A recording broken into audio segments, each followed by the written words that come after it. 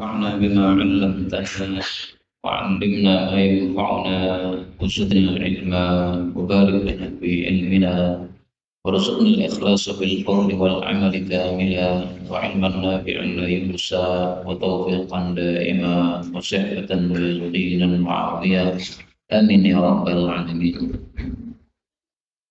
الحمد لله kaum muslimin rahimani wa rahimakumullah.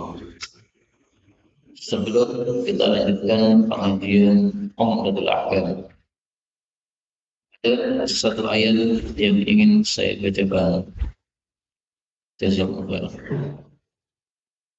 أعوذ بالله السميع العليم من الشيطان الرجيم من همزه ونفخه ونفثه كل نفس ذائقة الموت وإنما توفون أجوركم يوم القيامة فمن زحزح عن النار وأدخل الجنة فقد فاز وما الحياة الدنيا إلا متاع الغرور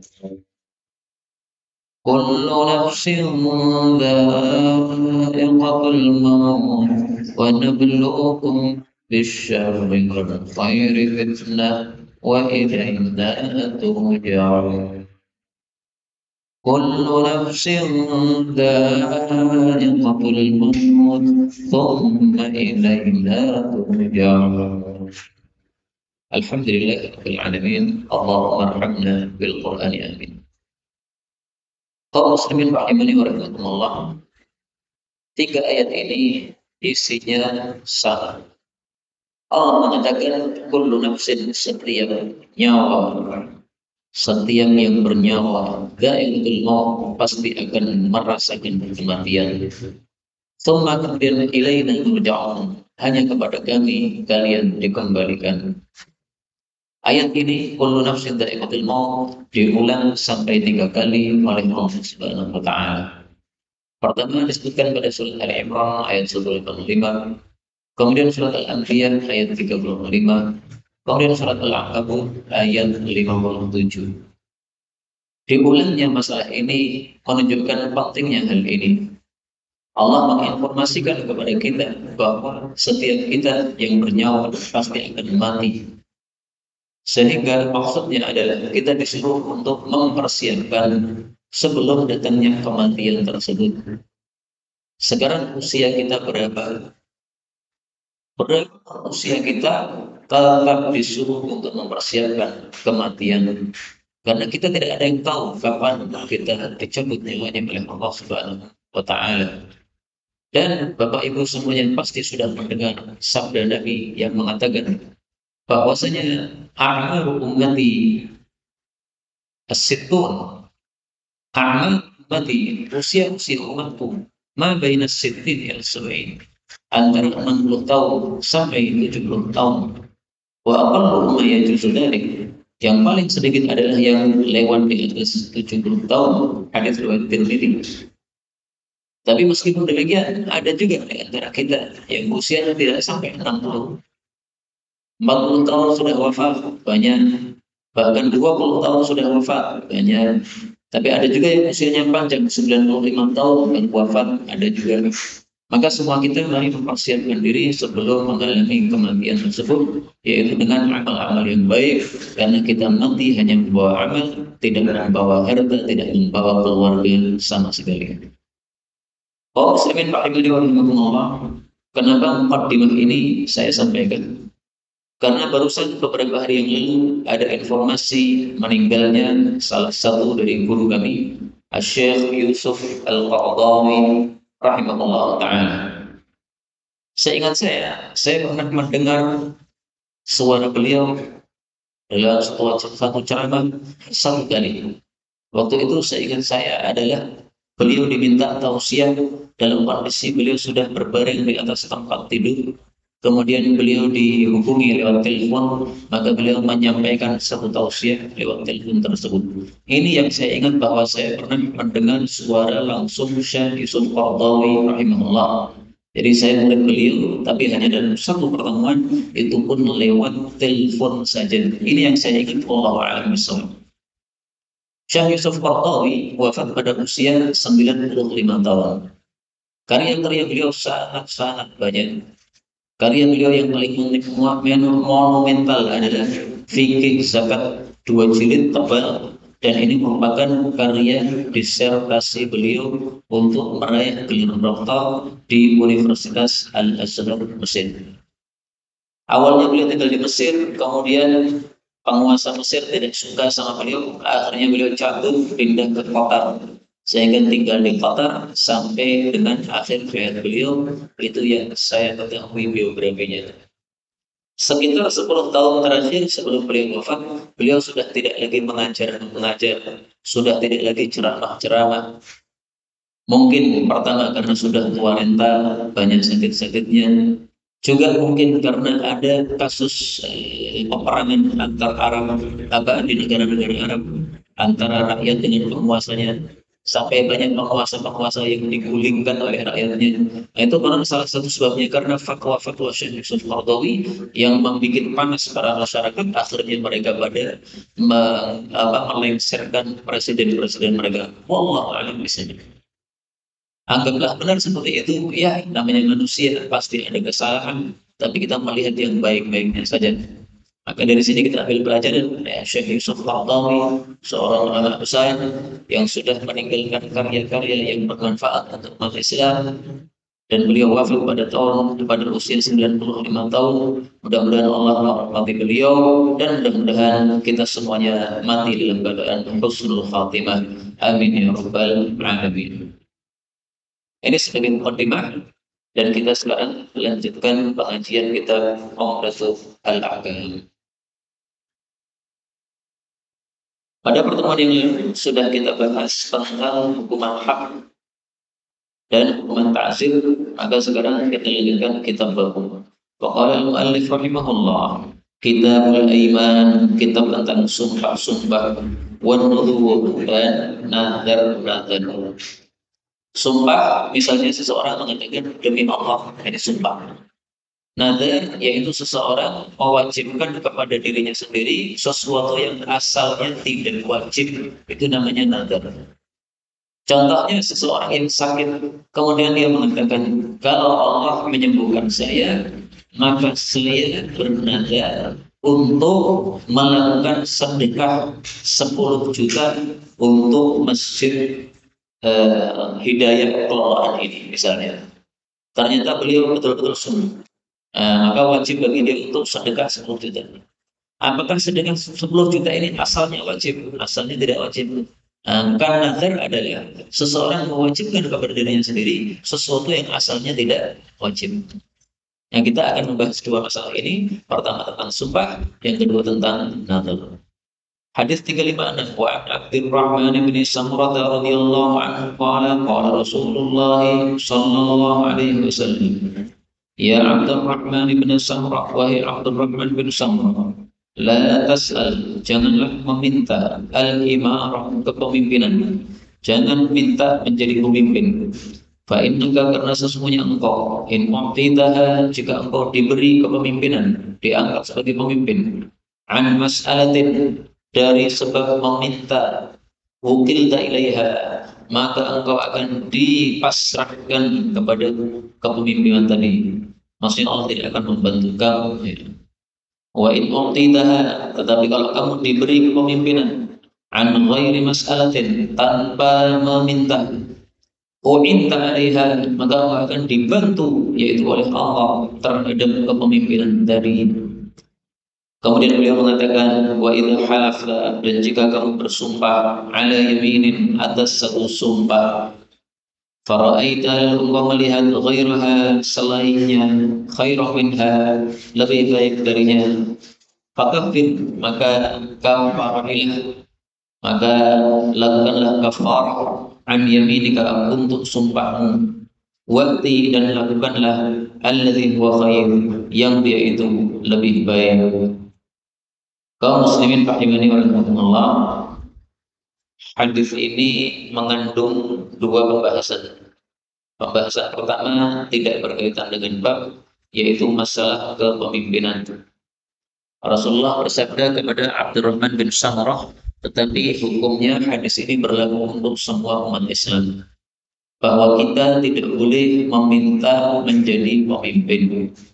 Tidak boleh kita mencalonkan diri untuk menjadi penguasa, pemimpin. Kenapa? Karena kalau kita betul jadi pemimpin dengan sebab kita meminta atau mencalonkan diri tadi, maka Allah akan pasrahkan kita kepada kepemimpinan. Artinya Allah tidak akan membantu kita sama sekali, sehingga kita tercongkal sendiri. Maka banyak pejabat, banyak presiden yang tidak bisa memikul beban kepresidenan dengan baik. Kenapa? Karena dia mencalonkan diri. Akhirnya oleh Allah dipasrahkan sehingga tidak dibantu sama sekali oleh Allah Subhanahu wa taala.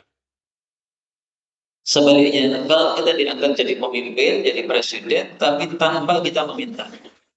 Tapi karena orang-orang memilih kita, orang-orang melihat kita ini orangnya cocok jadi pemimpin, akhirnya diangkat. Padahal kita sendiri tidak mau. Nah, orang seperti itu nanti akan dibantu oleh Allah Subhanahu wa taala sehingga bisa memikul kepemimpinan dalam sangat kondisi yang baik. Contohnya sih, contohnya Umar ibnu Abdul Aziz. Semua pasti sudah mendengar nama ini. Khalifah Umar bin Abdul Aziz. Ini orang tidak mau diangkat jadi pemimpin. Dia mengetahui khalifah akan wafat. Kemudian ada ulama yang dekat dengan khalifah tadi masuk ke ruangnya khalifah. Menasihati khalifah, wahai khalifah, Anda akan wafat. Jangan sampai Anda meninggalkan dunia ini tapi masih memikul dosa.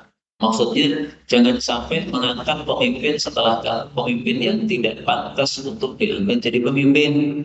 Kalau mengangkat pemimpin itu yang orangnya yang memang betul-betul pantas untuk diangkat, maka khalifahnya menerima nasihat dari dengan baik. Baiklah, nasihat saya terima.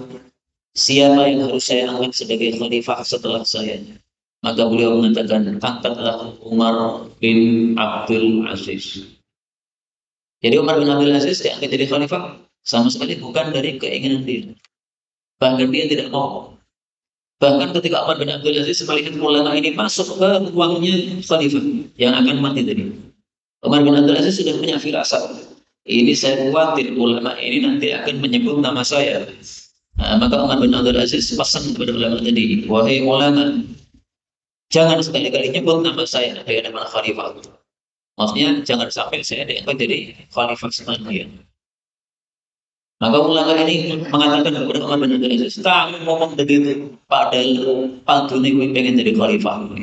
Nah, maka diomongi seperti itu, Umar bin Abdul Aziz malu sendiri, akhirnya dia mundur, dia tidak bilang apa-apa. Tapi kekhawatiran dalam hatinya masih ada. Saya khawatir nanti ulama ini nyebut nama saya.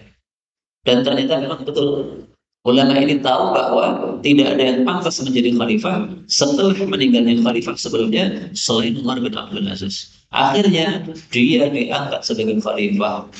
Begitu mendengar informasi bahwasanya khalifah yang wafat sudah meninggalkan wasiat, wasiatnya dibuka.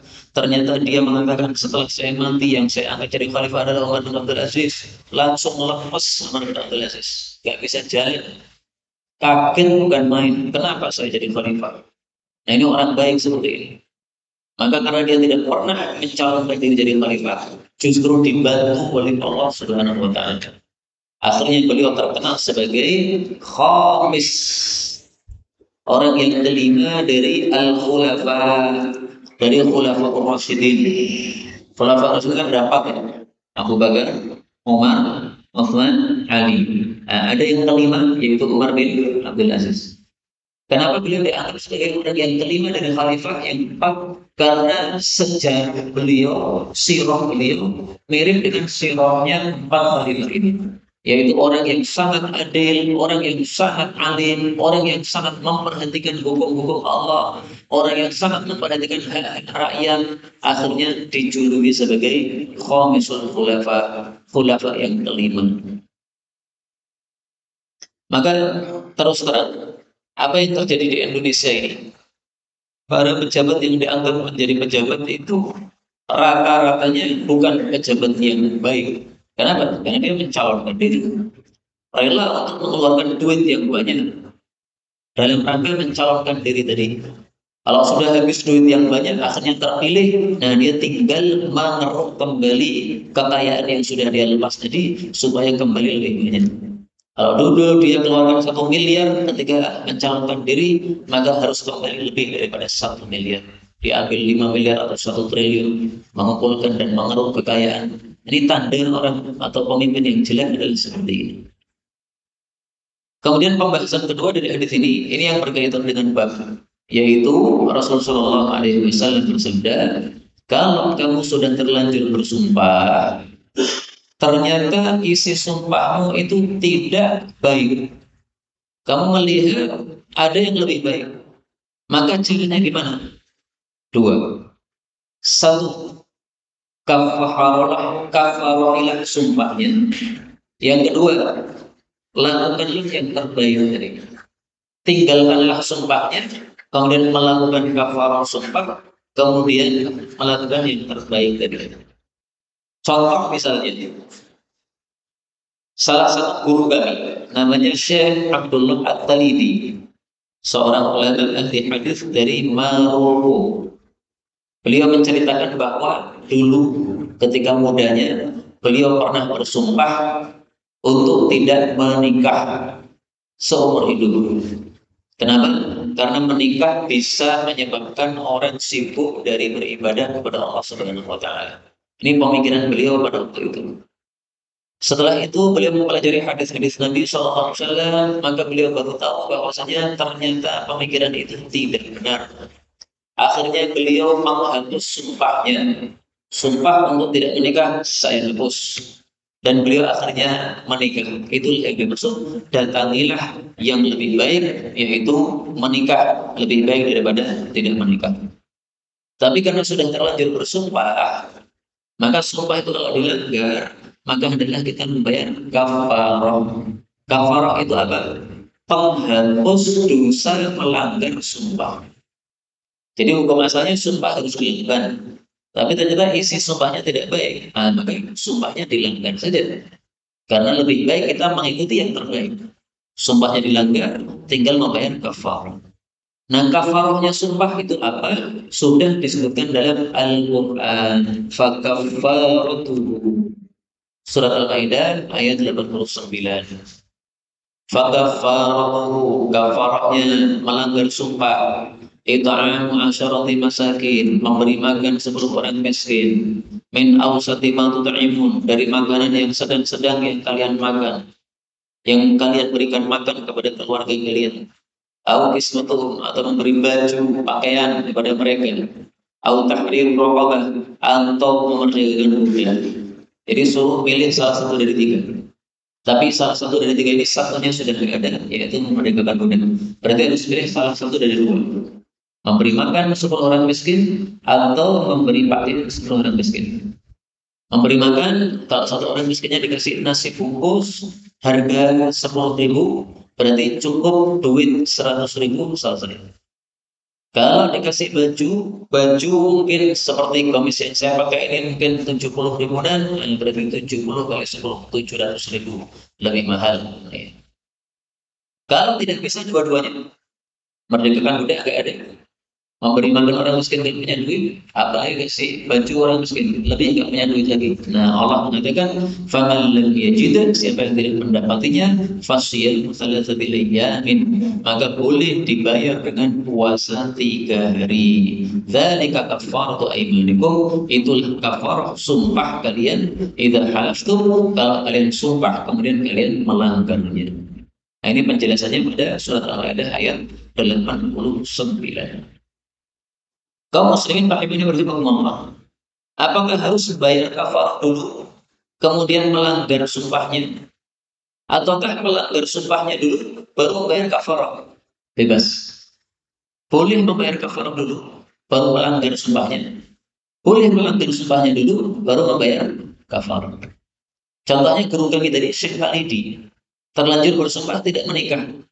Boleh dia bayar kafar dulu baru menikah. Boleh juga menikah dulu baru membayar kafar. Bebas. Meskipun di sini Nabi mengatakan kafir seolah-olah bayar kafar dulu. Tapi dalam hadis yang lain disebutkan boleh juga melanggar sumpahnya terlebih dahulu.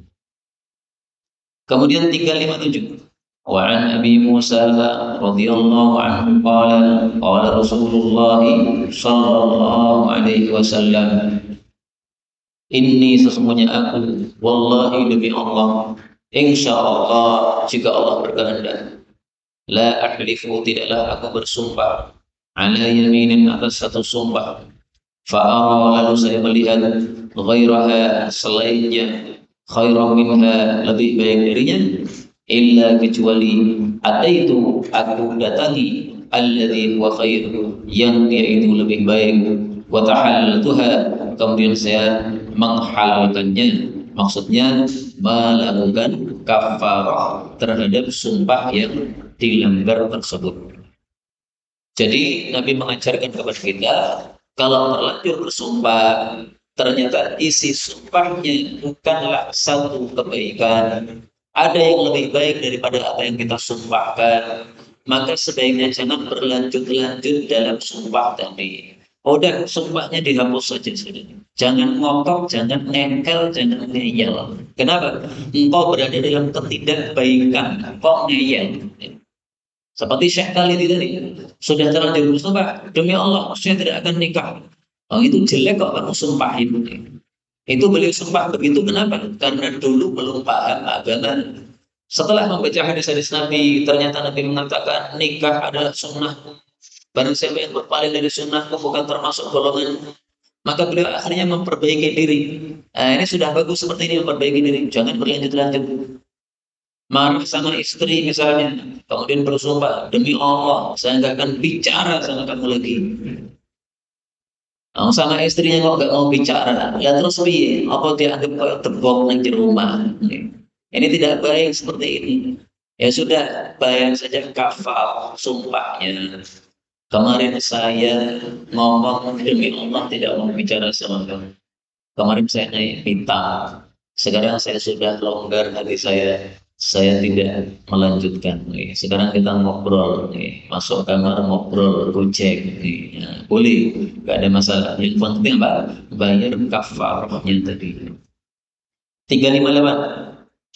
وعن عمر بن الخطاب رضي الله عنه قال رسول الله صلى الله عليه وسلم إن الله sesungguhnya Allah yanhaakum melarang kalian an tahlifu bahwa kalian bersumpah bi abaikum dengan bapak-bapak kalian. Wali Muslim riwayat Imam Muslim, faman kana halifan barang siapa bersumpah falyahlif billah adalah bersumpah dengan nama Allah, awliyasmut atau adalah dia diam. Hadis ini menunjukkan dua hal. Pertama, sumpah tidak boleh dengan selain Allah. Demi nenek moyangku, haram. Ini adalah adat jahiliyah. Dia menyebutkan nenek moyangnya. Karena dianggap nenek moyangnya orang-orang mulia, maka dia bersumpah demi nenek moyangnya, nggak boleh. Demi Nabi Muhammad, nggak boleh. Demi Ka'bah, tidak boleh. Demi Masjid Hidayah, nggak boleh. Demi Mushaf Quran, nggak boleh. Selain Allah, nggak boleh. Yang kedua, hadis ini menunjukkan bahwa kalau kita bersumpah, hendaknya bersumpah dengan nama Allah. Nama Allah ada banyak. Semua nama Allah boleh digunakan untuk sumpah. Demi Allah boleh, demi Ar-Rahman boleh, demi Ar-Rahim boleh, demi Malik Yaumiddin boleh. Boleh juga bersumpah dengan sifat Allah. Allah memiliki sifat izzah. Demi izzahnya Allah boleh, demi ilmunya Allah boleh, demi kudratnya Allah boleh, demi maha kuasanya Allah Subhanahu wa taala boleh. Maka bolehnya sumpah dengan nama Allah atau dengan sifat Allah Subhanahu wa taala. Selain itu tidak boleh. Maka termasuk kesalahan kalau seseorang itu mengatakan demi Nabi Muhammad, demi Ka'bah. Ini tanda orang bodoh itu. Tanda orang juga bodoh.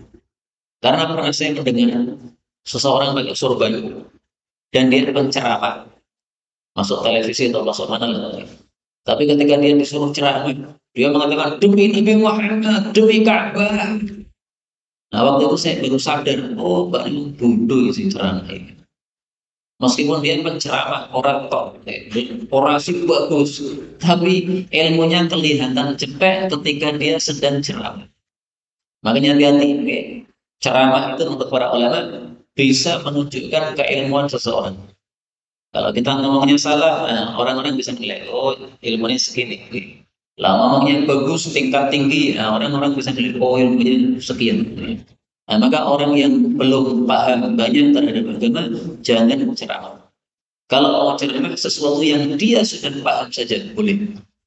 Dia bukan ulama, bukan ustaz, tapi sudah paham satu masalah. Boleh diceramahkan, boleh, tidak ada masalah. Balighu anni walau ayat. Sampaikan dari saya, kata Nabi, meskipun satu ayat. Nah, kalau baru dapat satu ayat, sampaikan satu ayat. Jangan dua ayat, nggak boleh. Kenapa? Belum paham ayat yang lain. Nah, kembali ke sini, kita lanjutkan. Wa fi riwayatin dalam satu riwayat yang lain, qala Umar berkata Sayyidina Umar, fa wallahi maka demi Allah, ma halaftu biha, aku tidak bersumpah dengan Bapak. Mundu itu sejak aku mendengar Rasulullah Shallallahu Alaihi Wasallam yanha melarang anha darinya. Dzakirun baik menyebutkan wala tidak pula akhiran menceritakan, yakni maksudnya hakiyan an ghairi, menceritakan dari orang lain annahu halafa biha, bahwa dia bersumpah dengan bapaknya. Jadi Sayyidina Umar setelah mendengar hadis Nabi tadi, beliau mengatakan, sejak saat itu saya tidak pernah lagi bersumpah dengan Bapak. Baik saya sumpah sendiri maupun menceritakan sumpahnya orang lain. Misalnya dia mendengar temannya, teman saya tadi mengatakan demi Bapak. Sayyidina Umar katakan saya tidak mau menceritakan. Saya cuma menceritakan bahwa dia tadi bersumpah tapi sumpahnya salah. Sumpahnya tidak dengan nama Allah Subhanahu wa taala. Jadi perkataan yang buruk itu sebaiknya kita tidak kita tirukan. Misalnya ada orang misuk-misuk. Kemudian kita menceritakan, orang tadi itu misuk-misuk. Nah sudah, nggak usah disebutkan kalimat-kalimatnya. Dia menyebutkan 5 kalimat, disebutkan semuanya. Ya, panjenengan ikut jelek. Kenapa? Karena panjenengan menirukan ucapan jelek dia. Meskipun hanya menceritakan, tapi kan muncul dari kalimat dari mulut panjenengan. Dan mulut itu kalau sudah terbiasa mengucapkan sesuatu, itu nanti keceplosan mengucapkan ucapan itu. Makanya dilarang dalam Islam ini kita membiasakan keburukan. Meskipun hanya menceritakan ucapan orang lain, tapi jelek jangan. Kenapa? Nanti mulut kita terbiasa, kalau sudah terbiasa keceplosan ngomong yang jelek, naudzubillah min syarri dzalik. Karena ada seorang penceramah, dulunya dia orang nakal, tatunan, orang bejat lah. Kemudian dia tobat. Nah, ketika tobat, kemudian karena dia kemudian sudah sering datang ke masjid sholat pertama, ya namanya orang tobat, ya, masya Allah, bagus sekali. Akhirnya ketika suatu saat khutbah Jumat khatibnya tidak datang, orang-orang semasjid sepakat ini Pak ikon maju. Nah maka Pak tadi yang orang sudah tobat tadi disuruh untuk maju naik mimbar. Dia belum terbiasa ceramah, disuruh naik mimbar. Begitu sampai di atas mimbar, persiapan ceramahnya hilang kabur ya begitu. Maka begitu hilang, dia bingung langsung misuk-misuk di atas mimbar. Wang, wang, wang, wang, wang. Kemudian kan dia mengatakan, aku mau persiapan, saya hilang kabeh mau begini. Nah ini adalah seorang yang sebenarnya sudah bagus tobat, tapi muncul lagi ucapan jeleknya dulu di masa ketika belum tobat. Kenapa? Sudah seringnya ucapan itu, sehingga ketika tobat itu kadang-kadang masih muncul secara keceplosan tadi. Baik, kita lanjutkan 35 Wa Nabi Hurairah radhiyallahu anhu, 'an Nabi sallallahu alaihi wasallam qala Sulaiman bin Dawud, berkata Nabi Sulaiman bin Dawud alaihi wasallam. Apa kata Nabi Sulaiman? La tufanna sungguh betul-betul aku akan mengumpuli al-lailata pada malam ini ala tis'ina imra'ah kepada 90 istri. Berarti istrinya Nabi Sulaiman berapa? 90. Siapa yang ingin meniru Nabi Sulaiman? Orang mungkin risau. Ya. Kalau kita meniru Nabi Sulaiman, 90 istri, kemudian mengumpuli satu malam seperti Nabi Sulaiman, besok kita langsung mati jadi jenazah. Kantean tenonto. Ya. Karena Nabi Sulaiman ini diberi mukjizat oleh Allah, kekuatannya dahsyat, sehingga 90 istri masih nyanda. Nah muncul pertanyaan, Nabi Muhammad istrinya cuma 11, Nabi Sulaiman 90. Lah berarti Nabi Muhammad kalah dengan Nabi Sulaiman? Jawabannya adalah tidak. Karena dalam hadis yang lain disebutkan bahwa Nabi Muhammad SAW diberi kekuatan oleh Allah seperti kekuatan 40 orang. Sebagian ulama mengatakan 40 di sini bukan 40 orang biasa, tapi 40 orang penghuni surga. Sementara setiap penghuni surga, satu orangnya memiliki kekuatan 100 orang. Berarti 40 kali 100. Berapa? 4.000. Kalau kekuatan Nabi Sulaiman cuma 90, maka kekuatan Nabi Muhammad SAW 4.000 kekuatan manusia. Makanya wajar dulu ketika menggali khandak parit, ada batu besar dipukul oleh semua sahabat, tidak ada yang kuat. Khalid bin Walid yang kekar, nggak kuat. Umar bin Khattab yang kekar, nggak kuat. Semuanya nggak kuat. Kalau Khalid bin Walid masih kafir, itu bukan khandak. Nah, maka akhirnya Rasulullah mengambil kampaknya. Bismillah, pukulkan, pihak, langsung pecah. Bismillah, pukulkan lagi, pihak, 3 kali pecah langsung. Padahal tadi berkali-kali beberapa sahabat Nabi, kumpulan orang tidak ada yang bisa kuat pecah batu tadi. Itulah Rasulullah SAW. Kembali ke sini. Nabi Sulaiman mengatakan, malam ini saya akan kumpuli 90 istri saya. Tali itu melahirkan kulung raten setiap istri minhunna dari mereka, bulan anak laki-laki, yuqatilu yang akan berperang fi sabilillah di jalan Allah Subhanahu wa taala. Nah, di sini Nabi Sulaiman mengajarkan kepada kita bahwa kalau mengumpuli istri itu diniatkan niatan-niatan yang mulia. Saya akan mengumpuli istri, maka akan hamil, akan melahirkan seorang anak yang hafidh Al-Quran, melahirkan seorang anak yang faham agama, melahirkan seorang anak yang mengajarkan Quran dan hadis di masjid-masjid. Niatnya begitu. Tidak hanya semata-mata syahwat. Kalau hanya semata-mata syahwat, maka taubatnya seperti binatang. Maka adalah kita dalam hati punya niat tidak hanya syahwat, tetapi niatan-niatan yang lebih mulia. Minimal niatan pahala. Dalam Islam, suami mengumpuli istri dapat apa? Pahala.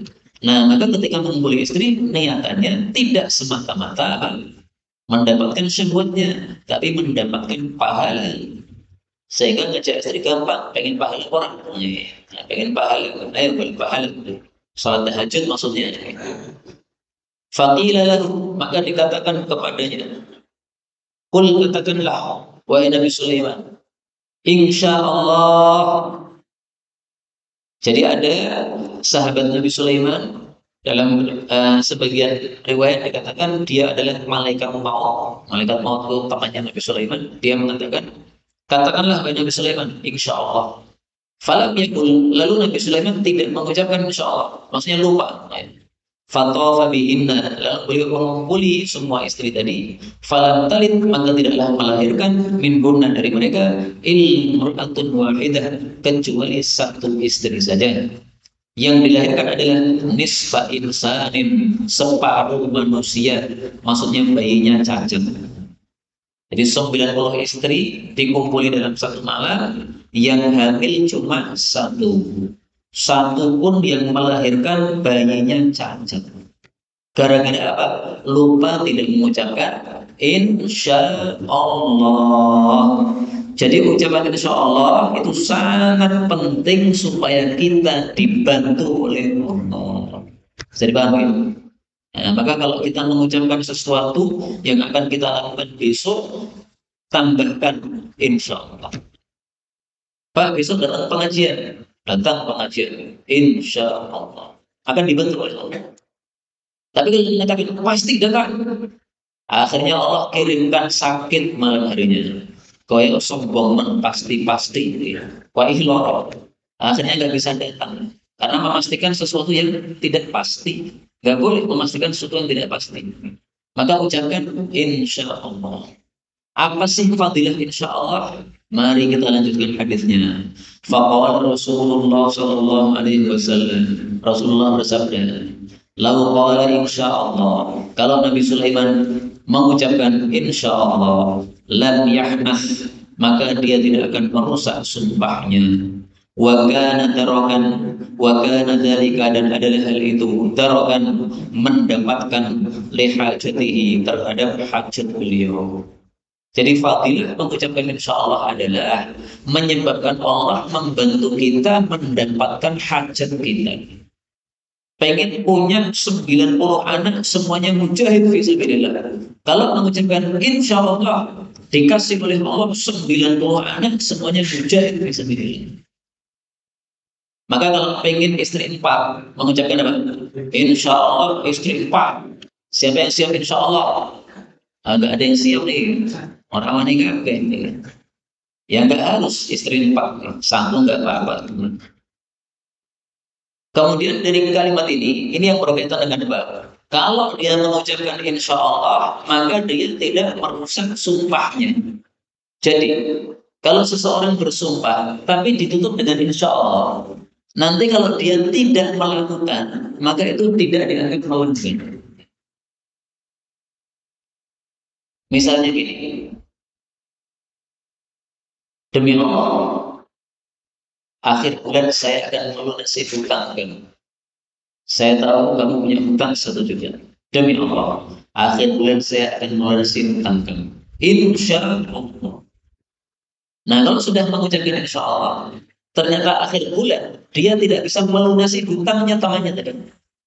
Dia sudah siapkan duitnya, tapi ternyata mau digunakan untuk melunasi hutangnya temannya, malah anaknya sakit. Uangnya yang dia siapkan akhirnya untuk mengobatkan anaknya sakit. Enggak jadi melunasi hutangnya temannya. Dia tidak perlu membayar kafarah. Kenapa tidak perlu membayar kafarah? Karena sumpahnya sudah ditutup dengan insya Allah. Itu maksudnya. Maka siapa yang bersumpah kemudian tidak melakukan sumpahnya, dia wajib bayar kafarah.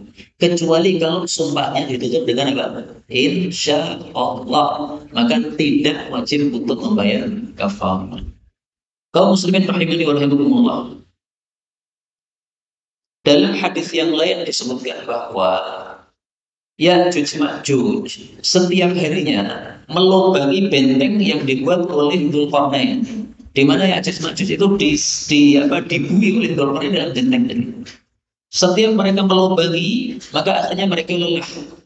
Karena lelah, akhirnya mereka mengatakan, besok kita lanjutkan. Begitu besok pagi dilanjutkan, ternyata lubang yang sudah mereka lubangi tadi menjadi utuh lagi. Maka mereka lubangi lagi. Kemudian sore hari mereka mengatakan, besok kita lanjutkan. Begitu besok pagi mereka lanjutkan, ternyata lubang yang kemarin itu utuh lagi. Itulah rahasianya kenapa Ya'juj Ma'juj sampai hari ini masih terbelenggu dalam bentengnya Dzulqarnain, karena bentengnya ini dibikin rapuh oleh Allah. Kalau dilubangi, maka malam hari balik normal. Dilubangi lagi, ditinggalkan malam hari tidur, balik normal lagi. Dan ini benteng seperti ini belum pernah ada buatan manusia selain itu. Mana ada benteng yang dilubangi balik normal, mana ada, nggak ada. Nanti di akhir zaman, ketika sudah mendekati hari kiamat, Allah kasih ilham kepada Ya'juj Ma'juj. Ilhamnya apa? Pada sore hari mereka lelah, mereka mengatakan besok kita lanjutkan insya Allah. Akhirnya besok pagi mereka melihat lubang tadi ternyata masih utuh jadi lubang. Kok ternyata lubangnya nggak balik ini? Ini berarti gara-gara ucapan insya Allah ini. Maka besok kalau istirahat mengatakan apa? Insya Allah. Kita istirahat malam ini, besok kita lanjutkan insya Allah. Jadi insya Allah meskipun yang mengatakan adalah orang kafir, yang jelas itu kafir, maka tetap dibantu oleh Allah Subhanahu wa Ta'ala. Inilah yang dapat disampaikan, benarnya dari Allah. Kalau ada salahnya, fa astagfirullahaladzim. Walhamdulillahirabbil alamin.